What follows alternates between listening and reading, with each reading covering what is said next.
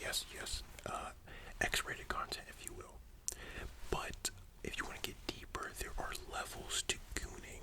For example, some people, the average man, probably assumes all anime is gooned out, titties flying and everything. But if you actually, obviously we read, we know there's levels to that. For example, Horimiya might be goon slop to someone who's never read a manga before. All they see is a girl and a guy. They might assume it's manga, but as we know, it's wholesome. There is no fan service in this, naturally. Then there's something like the quintuplets, which is a step above this with plenty of fan service, but nothing extreme. But it is a harem, so it's not really, yes, it falls in a little bit of a tier 2 where it's gooner, but not gooned out. You understand what I'm saying? Then we have something like this, which is straight gooner content, level 3.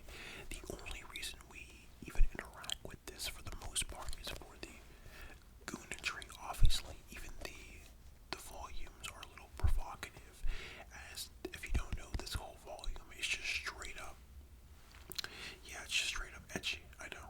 And last but not least, there's something like Dress Up Darling, which is goon now. There's a plethora of fan service, a majority of fan service at the beginning, but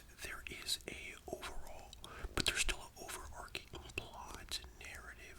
The fan service goes along with it one in one. So for example, you can get into it for the fan service, but the fan service is not what you'll stay for, unlike something like Uzaki, where you're more likely to stay because of the fan service, rather you realize it or not. See, but next up you have something like Chainsaw Man. Chainsaw Man is a little peculiar because it's a show about gooning without being a gooner show in and of itself. Like, yes, there's fan service. Yes, there are moments like that. I mean, look, right? But with that being said, it's not the forefront, unlike something like Uzaki-chan, which is fan service. The fan service is one-on-one with the plot. But this is, the fan service serves the plot. Himino throwing up in episode 7, or all the shots of Makima, they serve a purpose, as it's from Denji's point of view, as he's trying to see the woman, if you will. Yeah, it's kind of different, and the most obvious way to tell if something is gooner is by the proportions. If you don't know, Fujimoto is an ass man, so something like this is more reasonable, more evenly proportioned, if you will. While something like this is obviously overproportioned and overblown.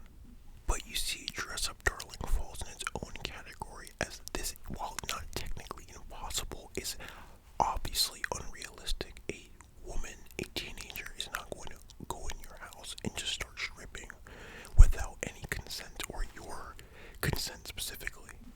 But then we have something like this, which is, as you can see, let it focus.